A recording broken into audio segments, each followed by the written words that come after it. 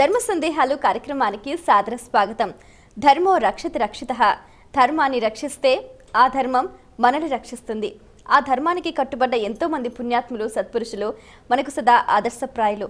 వారి బాటలో నడుస్తూ ప్రతినిత్యం మనం ఎన్నో రకాల ధర్మాలని ఆచరిస్తూ ఉంటాం. అయితే అవి ఆచరించే సమయంలో చాలా మందికి చాలా రకాల సందేహాలు కలుగుతూ ఉంటాయి. సహజమే. ప్రేక్షకులు వాళ్ళ సందేహ నివృత్తిగా ఎంతో శ్రద్ధగా మన ఈ కార్యక్రమానికి ఉత్తరాల ద్వారా, ఈమెయిల్స్ ద్వారా రాసి పంపిస్తున్నారు. వాటన్నిటికీ శాస్త్రీయ సమాధానాలు అందించడానికి మన ముందున్నారు ప్రముఖ ఆధ్యాత్మిక యాత్రికులు, మీ అందరికీ సుపరిచితులైన డాక్టర్ కాకునూరి సూర్యనారాయణ మూర్తి గారు. వారితో మాట్లాడి మరిన్ని విషయాలు వారి మాటల్లో తెలుసుకుందాం. ఈనాటి కార్యక్రమాన్ని ప్రారంభిద్దాం. నమస్కారం అండి. నమస్కారం అమ్మా.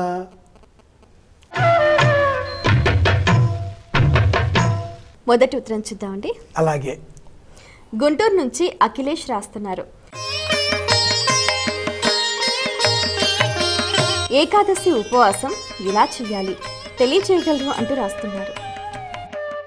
పూర్వకాలంలో స్త్రీలు వాళ్ళు పాడుకునే పాటలలో ఒక మంచి పాట జ్ఞాపకం వస్తుంది అమ్మాయి. ఏకాదశి వ్రతము కన్నా మరి ఎక్కువ వ్రతమేది అంటూ రుక్మాంగదుడు అనే రాజుగారి కథను ఆడవాళ్ళు నోము పాటగా పాడుకుంటూ ఈ ఏకాదశి వ్రతం కంటే మించిన వ్రతం ఇంకేదైనా ఉందా అంటూ ప్రారంభం చేసేటటువంటి వాళ్ళు. సంవత్సరంలో 12 నెలలలో నెలకు 2 చొప్పున 24 ఏకాదశులు మనకు వస్తాయి. ఈ 24 ఏకాదశులలో కూడా మనం ఉపవాసం పాటించాలి.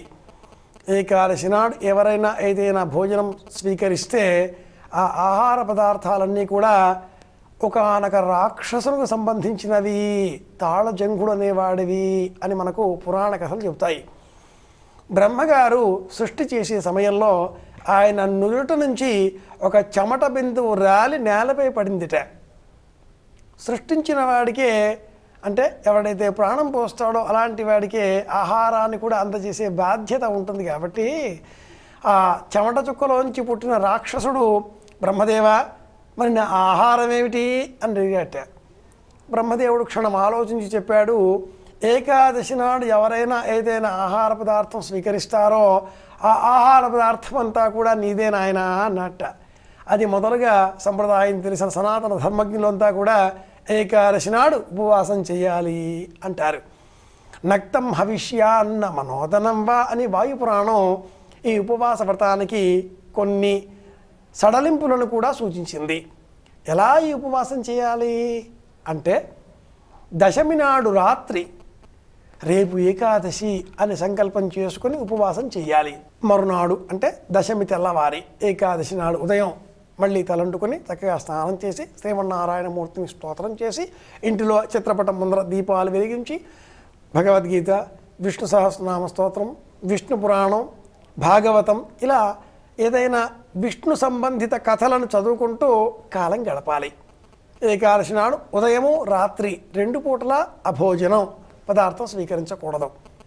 మరునాడు అంటే ద్వాదశి తిథి నాడు, ద్వాదశి ఘడియల సాయంత్రం కూడా ఉండవచ్చును కాక చాలామంది అంటూ ఉంటారు, అప్పటిదాకా వేచి చూసే అవసరం లేదు, శరీరం సహకరించదు. మరునాడు ఉదయం స్నానం చేసి మళ్ళీ శ్రీమన్నారాయణమూర్తి ఎదట మనం దీపాలు ఎలా నిన్న వెలిగించామో ఏకాదశి నాడు అలాగే దీపాలు వెలిగించి అగరత్తులు వెలిగించి చక్కగా వంటకాలు వండి వాటిని స్వామికి నివేదన చేసి ఆ పిమ్మట ఎవరైనా ఒక అతిథితో కూర్చొని భోజనం చేయాలి. కేవల గోభవతి కేవల అది ఒకరు భోజనం చేయకూడదు. అలాగే మళ్ళీ ఆ ద్వాదశి నాటి రాత్రి కూడా ఉపవసించాలి. పాలు ఏదైనా ఒక లఘువుగా పదార్థం స్వీకరించి ఉండాలి. దశమి రాత్రి, ఏకాదశి రాత్రి, అలాగే ద్వాదశి నాటి రాత్రి ఇలా 3 రోజుల్లో 4 పూటలు భోజనం చేయకుండా ఉండడం ఇది ఏకాదశి ఉపవాస వ్రతం. ఇలా చేయాలి. ఇక ఆది భౌతికంగా ఆలోచన చేస్తే పాడ్యమ నుంచి పౌర్ణిమ వరకు, అలాగే పాడ్యమ నుంచి అమావాస్య వరకు 180 డిగ్రీల చొప్పున ఒక బిందువుకు ఉండేటటువంటి 360 డిగ్రీల వృత్తంలో ఏకాదశి తిథి నాటికి 120 నుంచి 132 డిగ్రీల ప్రమాణం మన ఉదరం పైన ప్రసరిస్తూ ఉంటుంది. అది సూర్యకిరణ కాంతిని మనం గణన చేసే విధానం. ఇది ఆధునిక వైద్య పద్ధతి. ఈ దేహం అంతా కూడా 180 డిగ్రీలు అనుకుంటే 120 నుంచి 130 మధ్యలో ఏకాదశి తిథి నాటికి ఆ కాంతి పుంజములు మన ఉదరం పైన ప్రసరిస్తూ ఉంటాయి. ఆ సమయంలో ఇందులో ఏ పదార్థము లేకపోతే శక్తి అంతా కూడా దేహమంతా కూడా వ్యాపనం చెంది చక్కటి శక్తిని, కాంతిని, ఓజస్సును, భ్రాజస్సును శరీరానికి అందజేస్తుంది అని ఆధునికులు కూడా గుర్తించారు. కనుక ఏకాదశి ఉపవాసం అంటే శ్రీమన్నారాయణ కథాశ్రవణం చేయడం, ఆహారం స్వీకరించకుండా ఉండడం. ఈనాటి కాలంలో దేహానికి బాధలు, రోగాలు ఉంటాయి కాబట్టి అలా వాటితో బాధపడే వాళ్ళు పాలు, పళ్ళు లేదా పంచామృతం ఒక్కసారి లఘువుగా ఏదైనా స్వీకరించి కూడా ఉండవచ్చు. పెసరపప్పు, బియ్యము కలిపి వండిన వంటకం గంజి వార్చనది అత్యసరు, దాన్ని కూడా ఒకసారి తిని ఉపవాసం పాటించవచ్చు అని మనకు వాయుపురాణం చెబుతుంది. ఇది ఏకాదశి ఉపవాసం పాటించే విధి విధానం. మరి ఉత్తరం చూద్దామండి. రాజోల్ నుంచి రవి రాస్తున్నారు. శివుణ్ణి పూజించే సమయంలో బిల్వానికి 3 దళాలు ఉండాలా? త్రిదళం త్రిగుణాకారం త్రినేత్రం చ త్రిచాయుధం త్రిజన్మ పాప సంహారం ఏక బిల్వం శివార్పణం అని మనకు బిల్వాష్టోత్తర శతనామాలలో శ్లోకాలలో ఒక శ్లోకం. అది ఆధారం చేసుకొని శివుడికి ఆరాధనగా సమర్పించే సమయంలో 3 బిల్వాలు ఉండాలి, అంటే బిల్వానికి 3 దళాలు ఉండాలి అని మనం చెప్పుకుంటూ ఉన్నాం. ఈ బిల్వ వృక్ష జాతులలో ఒకే పత్రి, ఒకే ఆకు ఉండే జాతి ఒకటి ఉంది, ఏక బిల్వం, అది శ్రేష్టం. అలా కాకుండా ఇదే జాతిలో అదే కుటుంబానికి సంబంధించి ప్రతి దళంలో కూడా 3 ఆకులు ఉంటాయి. ఇది ఒక జాతి. ఇందులోనే మళ్ళీ ఒకే ఆకులో 12 విభాగాలతో వచ్చేటటువంటి 12 బిల్వం కూడా ఒకటి ఉంది, అది ఒక జాతి. ఇందులో ఇంకో జాతి కూడా ఉందమ్మాయి.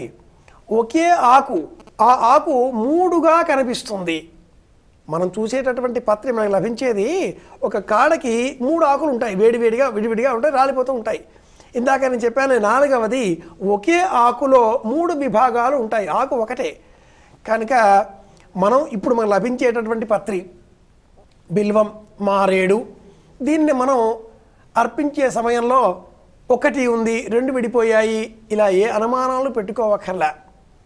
ఏ పత్రి అయినా కూడా పరమేశ్వరుడు సమర్పించింది స్వీకరిస్తాడు.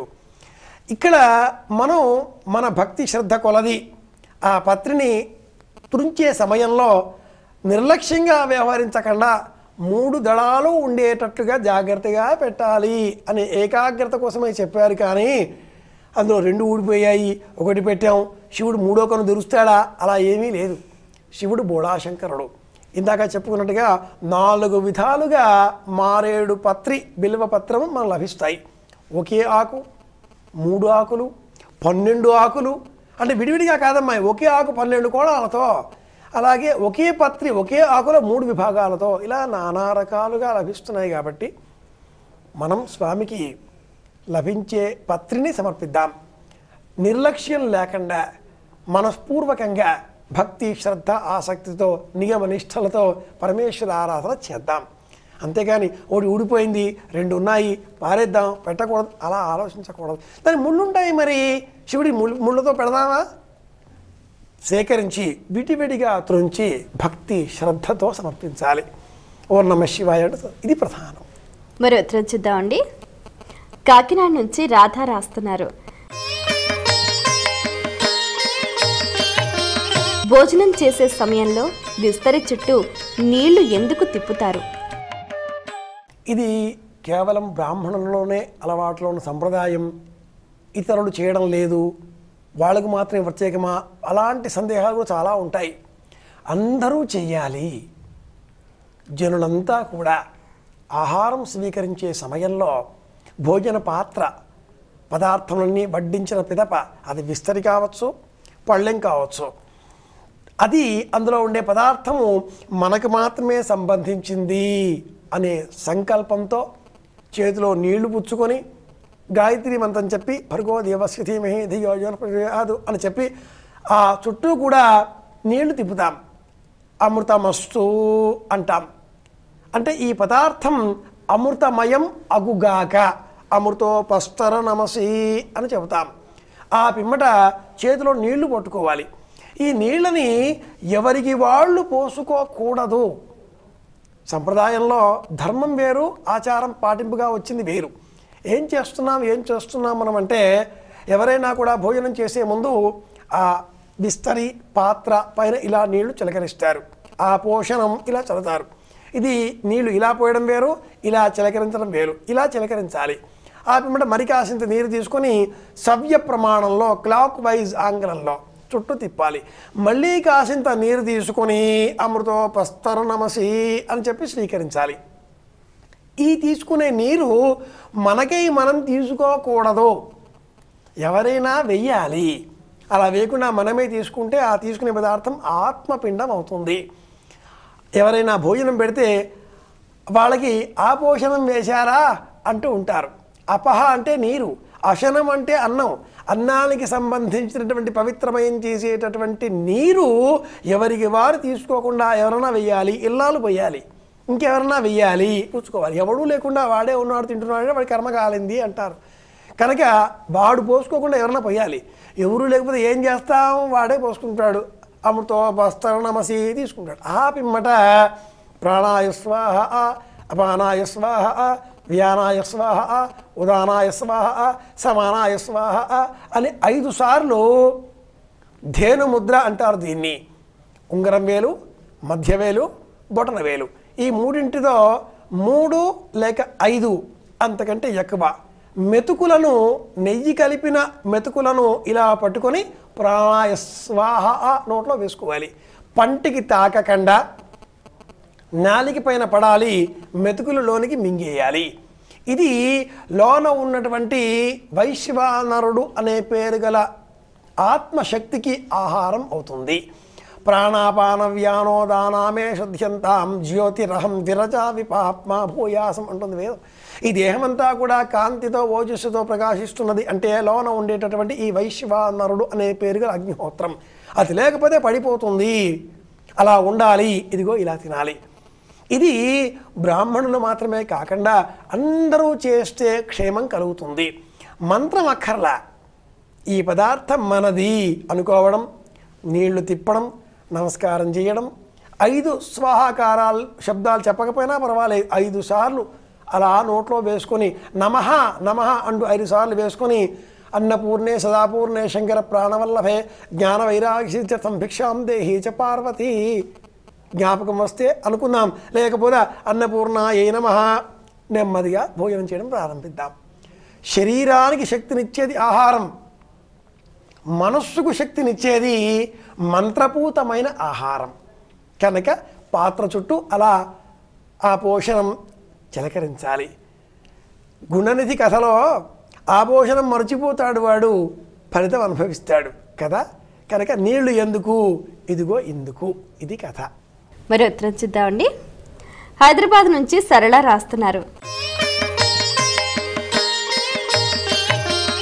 గడప పైన లేదా గడప దాటే సమయంలో తుమ్ములు వస్తే ఏం చెయ్యాలి?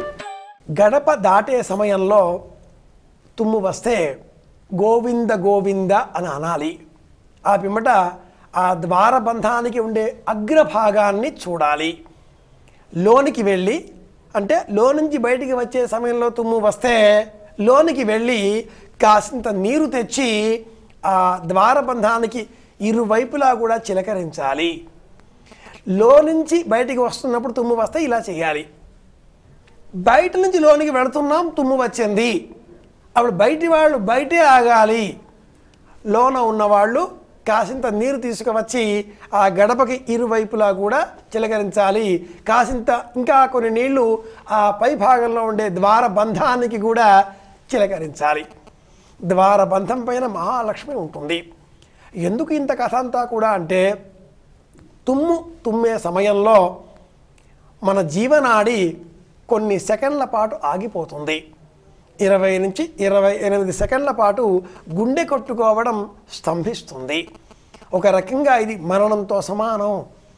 ఆ తుమ్మే సమయంలో మెడ వెనక్కి పట్టుకుపోయినా, క్రిందకు వంగి తుమ్మి అలా ఆగిపోయినా ప్రాణాపాయం కూడా సంభవిస్తుంది.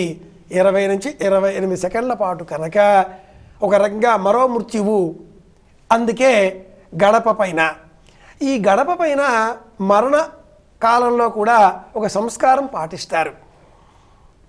ఇంట్లో ఎవరైనా కాలవశాత్తు దేహాన్ని విడిచిపెడితే ఆ శవయాత్రతో పాటుగా ఇల్లాలు గడప దాటకూడదు, గడప వరకు వచ్చి ఆగిపోతుంది ఆవిడ. గడప దాటి బయటికి వెళ్ళినటువంటి కర్త కుమారుడు దేహాన్ని తీసుకువెళ్ళి దహనం చేసి తిరిగి ఇంటికి వచ్చే సమయంలో లేదా 10వ రోజు నాడు ఆ గడపకి అడ్డంగా ఒక రోలు కూడా వేస్తారు, ఆ రోకలి కూడా వేస్తారు. రోకలితో గడపని దాటి లోనికి వచ్చే ముందు అక్కడ నెయ్యి ఉంటుంది, ఆ నేతిని కడుపుకు రాసుకోవడం ఒక ప్రాంతీయ ఆచారం. లేదా ఆ గడప పక్కన కాసింత బెల్లము, శనగపప్పు, పెసరపప్పు లేదా ఇంకేదైనా పప్పు ధాన్యం పెడతారు, శనగలు పెడతారు, వాటిని కొరికేసేసి లోనికి రావాలి ఆచారం. గడప శ్రీ మహాలక్ష్మి, ఇంటికి సౌభాగ్యానికి ఆనందానికి ప్రతీక. దానిని దాటే సమయంలో మనం తుమ్ము వస్తే అది అపమృత్యువు, ప్రాణాపాయాన్ని సూచించేటటువంటి ఘటన సంభవించింది. కాబట్టే ఆ సమయంలో ఇలా రాగానే శుద్ధి, గడప శుద్ధి మహాలక్ష్మి పైన ఉంటుంది. పూర్వకాలంలో ద్వారబంధానికి పైన మహాలక్ష్మి ఇరువైపులా కూడా ఏనుగు తొండములు ఇలా కలశములతో ఎత్తుపట్టుకుని ఉండగా ఉండేటటువంటి చెక్క బొమ్మని ద్వారబంధం పైన చిత్రకారుడు నాడిగా చిత్రించేవారు, లేదా వడ్రంగులు దాన్ని చెక్కేటటువంటి వారు.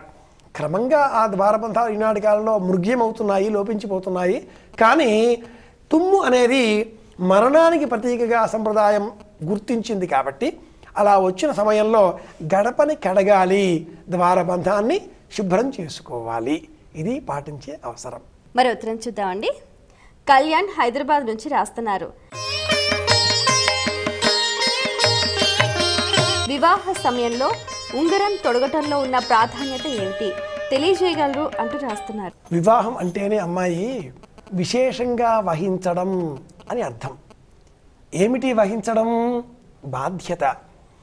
అమ్మాయిని అబ్బాయికి ధర్మేచ అర్థేచ కామేచ త్రియైషా నాతి చరితవ్య అని చెబుతూ ఆ కన్యాదాత అమ్మాయి తండ్రి అబ్బాయి కాళ్ళు కడిగి అబ్బాయికి కూడా ఒక ఉంగరం అంగుళీయకం తొడిగి ఆ పిమ్మట అమ్మాయి చేతికి కూడా ఒక ఉంగరాన్ని ధరింపజేసి కామో దాత కామ ప్రతిగ్రహీత కామకం సముద్రమావిష కామేన త్వా ప్రతిగృహ్ణామి కామైతత్తే ఏషాతే కామదక్షిణ ఉత్తానస్తువ ఆంగీ రస ప్రతిగృహ్ణాతు అని చెప్పి సాలంకృత సహిరణ్యోదక కన్యాదానమహం అని సంకల్పంతో పాటుగా సంప్రదదే అని ఆగిపోతాడు. నా మామ అని చెప్పడు. సాలంకృత అలంకరింపబడినటువంటి, సహిరణ్యోదక స్వర్ణసూత్రంతో కూడుకున్నటువంటి అమ్మాయిని, ఉంగరంతో కూడుకున్నటువంటి అమ్మాయిని, బంగారు ధార, నీటి ధార, జలధార స్రవిస్తూ ఉండగా ఇస్తున్నాను నాయన అంటాడు. మనం ఈ ఉంగరానికి ఏమిటా ఇంత అనుకుంటే అన్ని మతాలలో కూడా ఉంగరం వేలికే ఉంగరం తొడుగుతారు. ఆంగ్లంలో చెప్పాలి అంటే కన్యా వరణం, వధూ వరణం నిశ్చయం, కన్యా నిశ్చయం, వధూ నిశ్చయం. అప్పుడు అన్ని ఆంగ్లంలో ఎంగేజ్మెంట్ రింగ్ అంటారు, వివాహంలో మ్యారేజ్ రింగ్ అంటారు. ఆ ప్రకారంగా వెళితే ఆ తర్వాత సఫరింగ్స్ వస్తాయి. మన పద్ధతిలో ఈ సఫరింగులు, ఎంగేజ్మెంట్ రింగులు లేవు. ఇక్కడ బటువు అంటారు. పెట్టేటటువంటి ఉంగరంలో ఏ రత్నములు ఉండకూడదు. శ్రీమద్ రామాయణంలో రామచంద్రమూర్తి నిరాలంకారుడై ఆభరణాలన్నీ కూడా విడిచిపెట్టి నారచీరలు ధరించి అడవికి వెళ్ళాడు. అదే కదా దశరథుల వారి కోరిక, ఆజ్ఞ, కైకేయి కోరిక. అన్ని ఆభరణాలు తీసేశాడు, కానీ అంగుళీకం మాత్రం అట్టి పెట్టుకున్నాడే. అన్నీ తీసేయాలిగా. అది ఎందుకుందో అది సీతాదేవి ఇచ్చినటువంటిది. జానపదులు ఒక చక్కటి పాట పాడతారమ్మాయి. వామనాలు ఆడుదామ వనిత జానకి. సీతాదేవి రామచంద్రమూర్తి ఇద్దరు కలిసి వనగుంతలు ఆడుకున్నారట. అంతా ఓడిపోయాడు రాముడు. రాముడు ఆడంగానే గుంతలన్నీ వంపులన్నీ వంపులాయను అని ఆవిడ గేలి చేస్తుంది. అయితే సీత నా చేతిలో ఏమి ఉన్నవి అని ఆవిడ అడగానే ముత్యాలు దాపిన ఉంగరం ఉన్నది అంటుంది ఆవిడ. ఇవ్వనా అంటాడు. అక్కర్లేదు ఉంచుకోండి, పనికి వస్తుంది అంటుంది ఆవిడ. ఇదిగో అక్కడ పనికి వస్తుంది. ఆంజనేయ స్వామి వారికి గుర్తింపుగా వెళ్ళాలి. అంతమంది వానరులలో ఇతడే వెళతాడు అని గుర్తించాడు రాముడు. అంగుళీకాన్ని గుర్తుగా ఇచ్చాడు. అది రామ ముద్రిక. కనుక వివాహంలో ఇతడు వివాహితుడు అని చెప్పడానికే సూచన అని అంటూ ఉంటారు. 1, 2 దేహంలో ఉండేటటువంటి 72,000 నాడులలో కాలికి సంబంధించి 2వ వేలు, చేతికి సంబంధించి అనామిక 2వ వేలు, ఈ రెండింటికి గుండెకు సంబంధం ఉంది. ఈ నాడిని నొక్కి పట్టినట్టయితే ఆ వ్యక్తి నియంత్రణలో మాట్లాడతాడు, గుండె నియంత్రణలో ఉంటుంది. కాలి వేలికి ఉండేటటువంటి ఆ 2వ వేలిని నొక్కి పెడితే ఆ అమ్మాయి గర్భం ధరించడానికి అనువుగా దేహస్థితి మారుతుంది. కనుకనే అమ్మాయికి కాలి మెట్టెలు, అబ్బాయికి చేతికి వేలికి ఉంగరం. కనుక సంప్రదాయంలో శాస్త్ర ధర్మాలుంటాయి. వివాహంలో అంగుళీయకం ఇందు నిమిత్తమే అని గుర్తుపెట్టుకోవాలి. చాలా సంతోషం అండి. మీ సమయాన్ని కేటాయించి మా ప్రేక్షకుల ధర్మ సందేహాలకు శాస్త్రీయ సమాధానాలు అందించినందుకు ధన్యవాదాలు.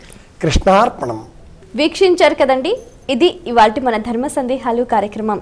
మీకు కూడా ఏవైనా ఆధ్యాత్మిక ధర్మ సందేహాలు కలిగితే మా ఈ కార్యక్రమానికి మీ సందేహాల్ని క్లుప్తంగా, సూటిగా, స్పష్టంగా పోస్ట్ కార్డుపై లేదా ఈమెయిల్స్ ద్వారా రాసి పంపించండి.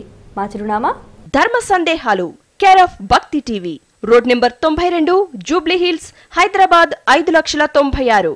మా ఈమెయిల్ ఐడి bhaktihyd@gmail.com. మరో కార్యక్రమంలో మళ్ళీ కలుసుకుందాం. అంతవరకు సెలవు. నమస్కారం.